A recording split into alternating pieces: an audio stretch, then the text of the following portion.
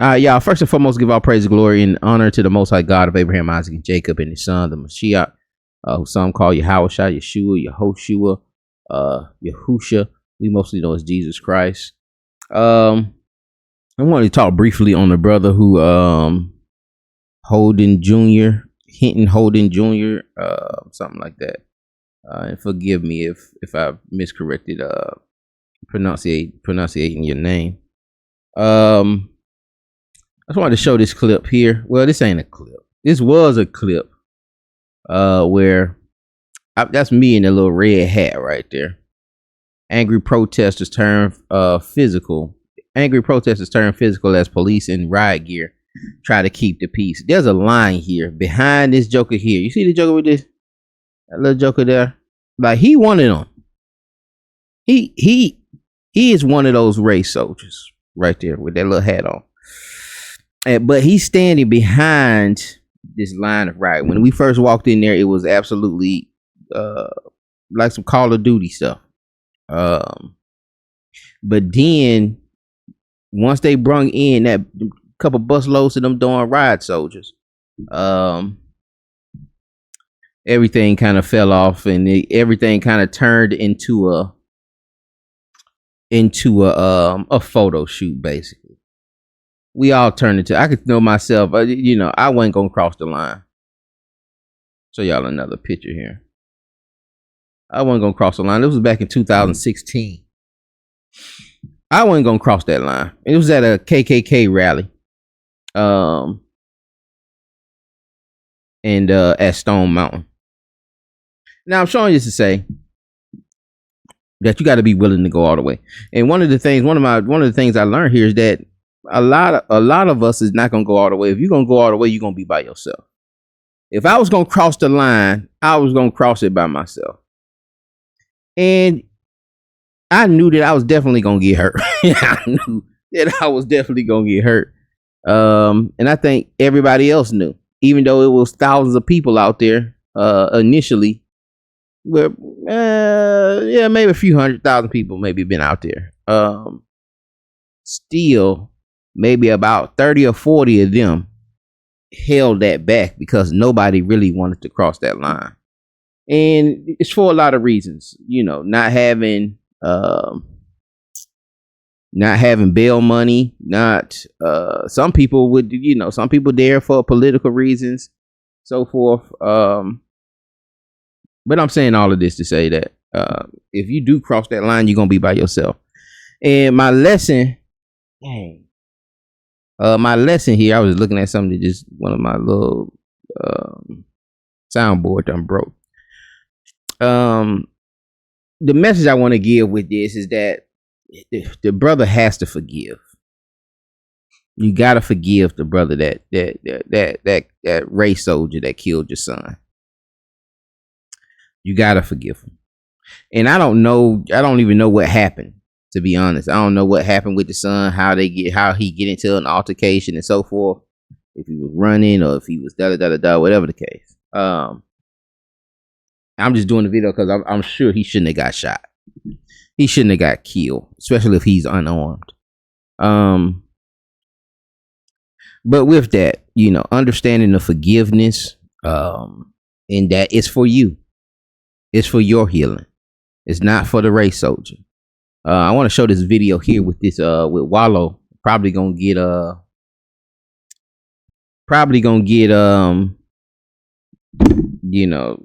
it's gonna be an unmonetized video because of this.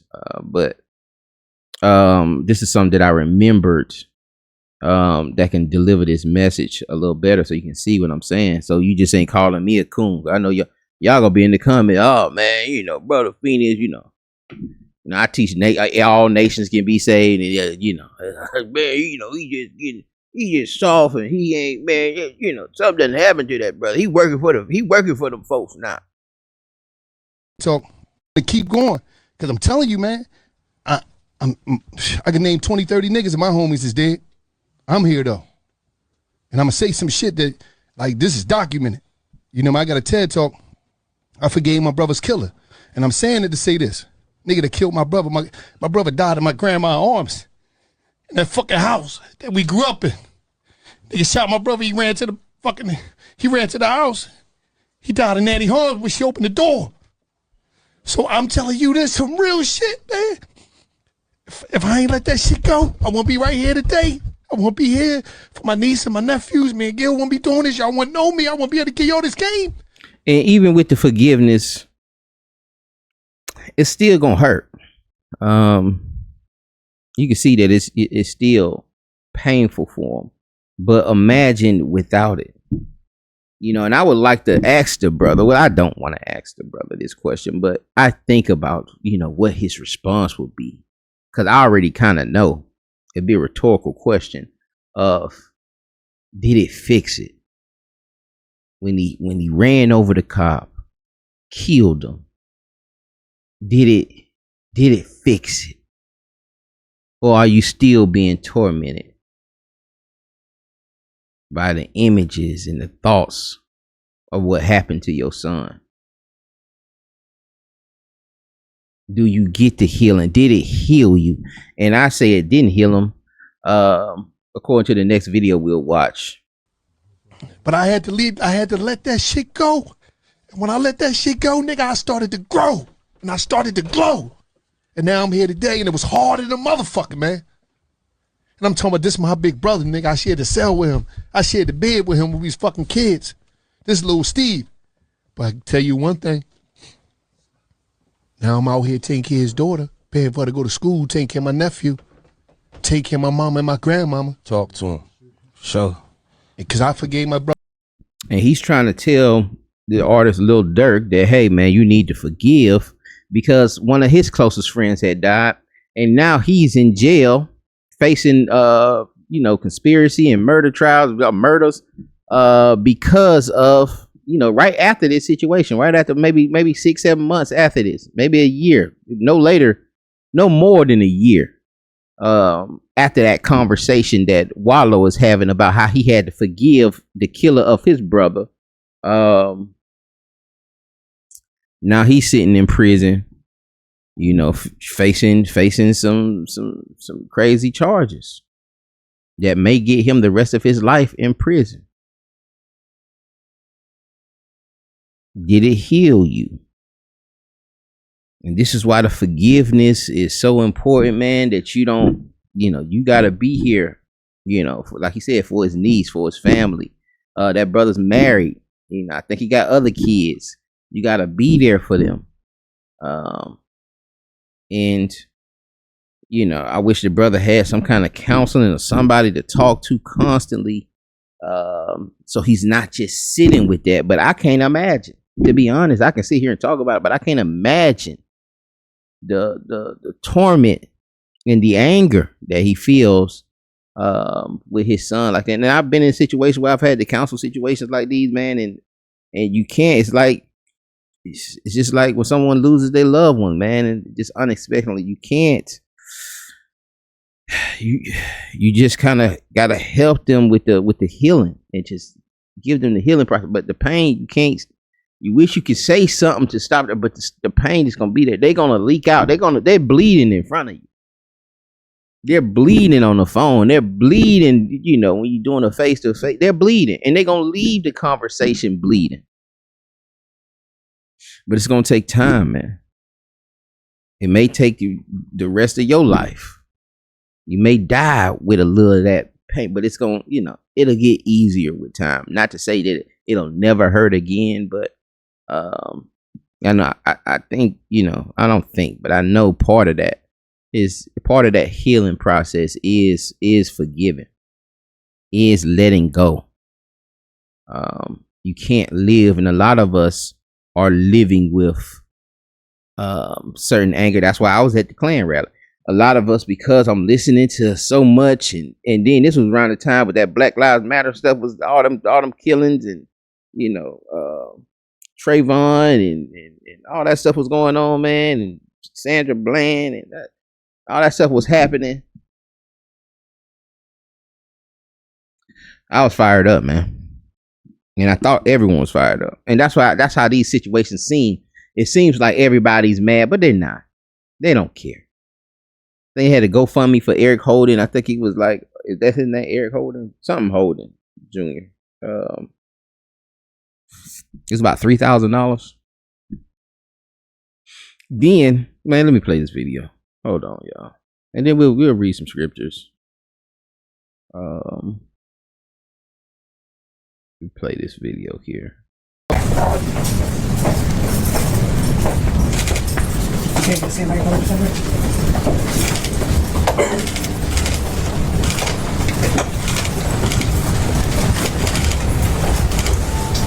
Good morning, Mr. Hinton. All those cops are there in support of their brother that's fallen. All those cops were there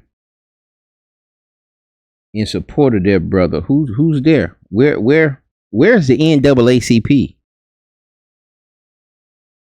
Why? Y'all put in the chat. Is that a how many? What percent? Do y'all think that's a little hat next to I'm thinking that is a little hat as his lawyer. And y'all don't understand the relationship between so-called Negroes and little hats during the civil rights era. Like I said, it's kind of hard to cross that line. Martin Luther King then was crossing that line because they had some of that little hat money and little hat lawyers to bail them out. Where y'all think the money came from? You think the money came from Ebenezer Baptist Church? No. Where you think the money came from to do a Million Man March? Where you think the lawyers come from to bail all of these folks out constantly? Came from these little hats. We may talk about it one day. Y'all interested? I think I have, but I don't know. I may have did it in a lesson. I may have did it in a lesson. And some of the lessons you'll have to look at the lives. You have to click on the live tab. But that's another problem. Where's the NAACP? Where's his support? Nobody feels he did nothing wrong. Everybody sitting up here saying eye for an eye. And you know, like we was talking about last night about that Matthew 5. Matter of fact, let me find it real quick, man. Just like we said in that Matthew 5. Hold on. Everybody was posting eye for an eye, and I was just surprised. I was just surprised to see Israelites posting that up like that.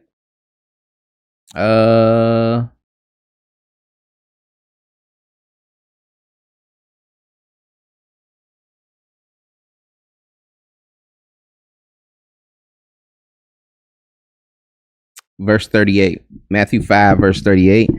Ye have heard that have been said, eye for an eye and a tooth for a tooth. But I say unto you that ye resist not evil. But whosoever shall smite thee on the right cheek, turn to him the other cheek. All right. You say eye for an eye, tooth for a tooth. He's saying don't resist the devil. Don't resist evil. Don't resist evil. Stand up to it, you know, and take the hit. Just take the hit. That's what he's saying, y'all. Let me read in the NLT. I know y'all be like, man, that ain't what that say, man. He said, you have heard the law that says the punishment must match the injury. An eye for an eye, tooth for a tooth. But I say, do not resist an evil person. If someone slaps you on the right cheek, offer the other cheek to him. It's hard to chew. It's hard to chew. But we got to glean the principle of that. You got to take it, man. You take it, you forgive them. You don't put yourself in that position for that to happen again. And you could be fighting a different case. Not that it's going to help you. No amount of money can help you. If your son was wrongfully killed, if they gave you $100 million, you're still going to be suffering with those thoughts and those memories and that pain, that emotional pain. You're still going to be suffering with that. I know, doing that, I forget who it was, but I remember doing that civil rights, not civil rights, but that Black Lives Matter situation, man, when there was this just maliciously murdering us down. I know one lady received some money, but she ended up killing herself. Like a year later because of that. Allegedly. We don't know. You know what I'm saying? These folks, you know what I'm saying? I'm kind of conspiracy theorist a little bit. But yeah, if y'all remember that, put her name in the comment. Put the victim's name and the mother's in the comment if y'all remember what I'm saying. But did it heal him? Little hat right next to him, pleading for him. But we'll talk about it. And that's what you have to understand, man. People, you're gonna be by yourself. You're gonna be by yourself dealing with us, trying to, man. You can't save these people, man. Can't save us, man. That's why we need the Savior, the Messiah, Christ, Yahusha. We need him to come down and save this crazy people, man. We just talk. Good morning. He said good morning, Judge. He's very soft spoken. Okay. All right. Thank you. All right. Anything? And it almost looked like he got a spirit on him, man. That anger done built up to some kind of malicious spirit on him. And he ain't even acting like a. And again, I can't imagine the pain that he's feeling, what he's going through. I can't speak too much on, but yeah, I see darkness in his eyes. That's just me. That's just my opinion, y'all. As to probable cause? Yeah, we'll waive probable cause this morning. I have submitted designations for John Kennedy and Timothy Bignell. They will be the attorneys of record handling Mr. Hinton's case. We handle the arraignment this morning. All right, thank you.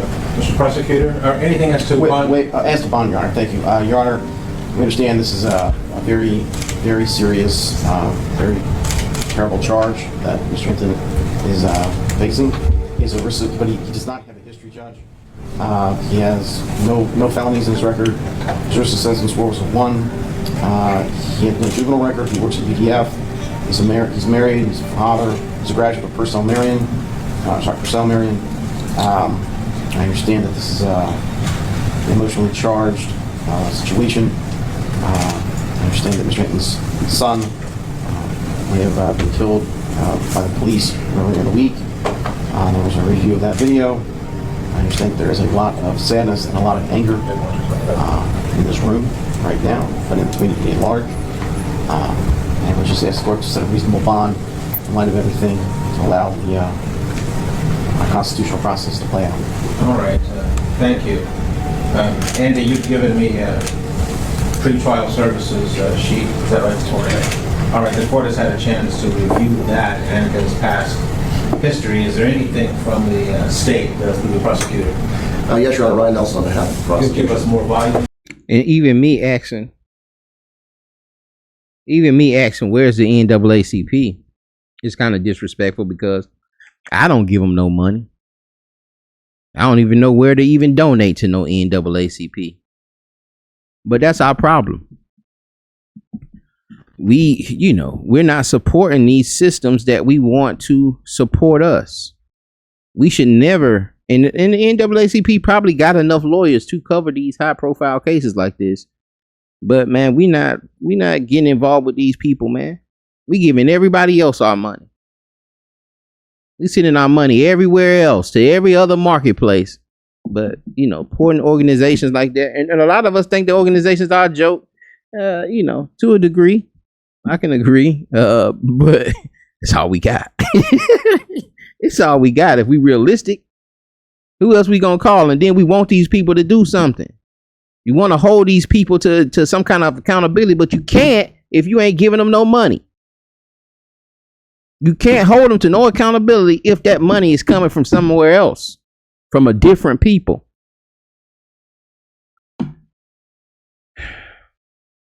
Please. Yes, Your Honor. Ryan Nelson on behalf of the prosecution. And they got a black prosecutor. They got a black woman bringing them out, ushering them back in, that's touching them. None of them white folk want to touch them. Everyone up there is a race soldier. You know, if I back in my worldly days, you can pull up. You can surround every one of their houses. You see every one of their faces. But, you know, we gotta forgive them and let it go. And that's why I tell brothers all the time. You know, it was another time where a brother got killed by a cop he had a relationship with, and you know, I had did the lesson, and man, you know, brother was like, man, I don't know about that. But I was like, nah, he gotta forgive him. And the kids went in there and did forgive him. I know the brother went in there. The brother of that brother ended up hugging the woman that killed him. He had to let it go. He had to let that go. Even Charleston White was saying that, you know, they was involved in killing the white man, and saying the family forgave him. It was a very forgiving family. And anyway. We believe that the evidence will show is that yesterday, on about the 2nd of May, the defendant was traveling, I believe, to be eastbound on Martin Luther King Avenue at MLK, I believe at Burnett Woods, at the intersection, I believe immediately north to the rear entrance. And sometimes, let me tell you this too, and I'm sorry to be stopping, but you go after them. You go after like the black prosecutor. You make things uncomfortable for him. You ain't gotta physically do them, but you make things uncomfortable for him to let these folks know that we not finna just keep letting y'all, you know, use us to get in your career, sell us out to go up in your ranks in your career. Now, the other folk when they did that, well, I can't say that. I can't say that. University of Cincinnati. The defendant stops his car. The defendant, in a way that was calculated and premeditated, lined up his car, deliberately accelerated his car, and purposely caused the death of an on-duty deputy sheriff who was doing a detail at that intersection. As such, we are going to be seeking indictment for aggravated murder, and we would request, in accordance with ORC 2937-222, for a no bond hearing. That rule requires that hearing be set within 3 business days, so we are seeking to set that date on the 6th of May of 2025 of the next. In a rock in the hard place. Think about how that brother feel. You got to forgive him too, but you need to repent. We need you to repent, brother. I didn't want to do that. I had to do. We need that. We got to start holding all of these people accountable. Now I know this ain't gonna happen. I know this stuff ain't gonna happen. I know it needs to happen, but I know it ain't gonna happen. Shit, we couldn't even boycott darn Target. We couldn't boycott the darn NFL. We don't have the discipline. We're not our forefathers. We're not our grandparents. We got too many distractions. Tuesday. So the court will now set no bond until Tuesday, when we'll review the statute for a continuing no bond under these unusual and very tragic and terrible circumstances. I didn't even let that many cops in there.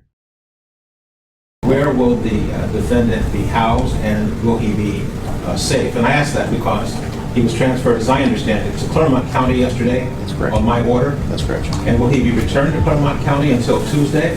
It's our understanding he'll be returned to Clermont. And you have a safe environment for him there in Clermont County? Yes, sir. You'll return him on Tuesday, May the 6th at 8:30 a.m. for a hearing at 9 o'clock in the morning? Yes, sir. All right, thank you. Even the little head is afraid for his life. I think the little head even afraid. Look how he looking around. 3 a.m. for a hearing at 9 o'clock in the morning? Yes, sir. All right, thank you. Your Honor, for the record, we'd ask the court to put a bond on him now, but we understand that it's not bond is coming with us. All right, no bond. Thank you. Thank you. We can hold him at no bond for 72 hours, Yes, is that right? yes, sir. Thank you. All right, thank you so much.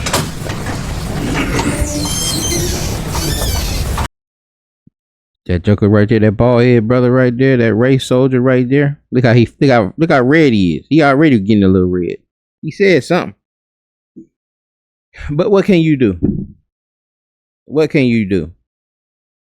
But you see everybody face. You in that city.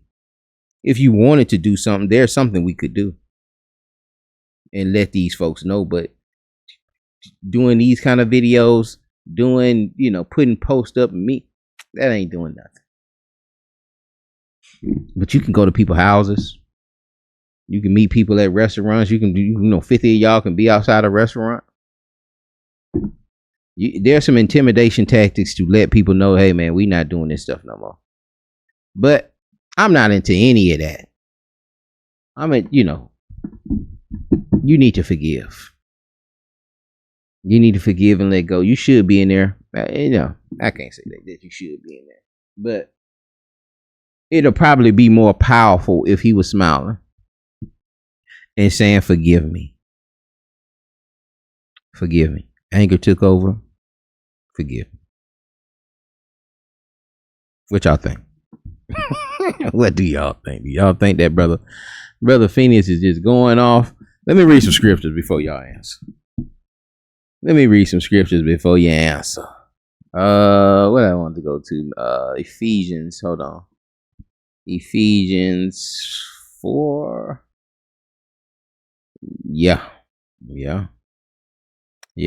Ephesians 4 verse 31. It says, let all bitterness and wrath and anger and clamor and evil speaking be put away from you with all malice, and be ye kind one to another, tenderhearted, forgiving one another, even as God for Christ's sake have forgiven you. Reciprocity. Forgive the way that Christ forgive for you. Let me give you Matthew 6:14. All right, for if ye forgive men their trespasses, your heavenly Father will also forgive you. But if you forgive not men their trespasses, neither will your Father forgive your trespasses. We say the Lord's Prayer, forgive me my trespasses as I forgive those. That as is like, forgive my trespasses, forgive my trespasses against me as I forgive those trespasses against. Let me get it, man. I'm tripping. Forgive me my trespasses as I forgive those who trespass against me. All right. Y'all saying that. Remember what you're saying when you're saying the Lord's Prayer. And a lot of Israelites feel like that's the only prayer they need to be put up. We need to get a better prayer life. I'm out to do a video on that. That ain't the only prayer that you're supposed to give. That's an example of how one should pray. But that's not, this is what you pray every time. Like you gotta build up your prayer life. You shouldn't be afraid to pray. You should be praying with your family, so forth. But I think we're kind of weak in that department. I don't think brothers and sisters are praying like they should. And I need some work too. But yeah. You got to understand the reciprocity of forgiveness. I've done some wicked things. I know there's people out here that's within Israel that probably got away with a couple bodies. Probably done killed a couple people. But you need forgiveness. Even when Christ, and when he's saying forgive you the way I forgive, the way I forgive you, forgive them, forgive your trespasses the way that Christ forgave you. Christ is getting stoned. Not Christ is getting stoned. Stephen was getting stoned, but Christ, and they both said the same thing. Stephen was getting stoned, and Christ, while he was getting crucified, said, forgive them for they know not what they do.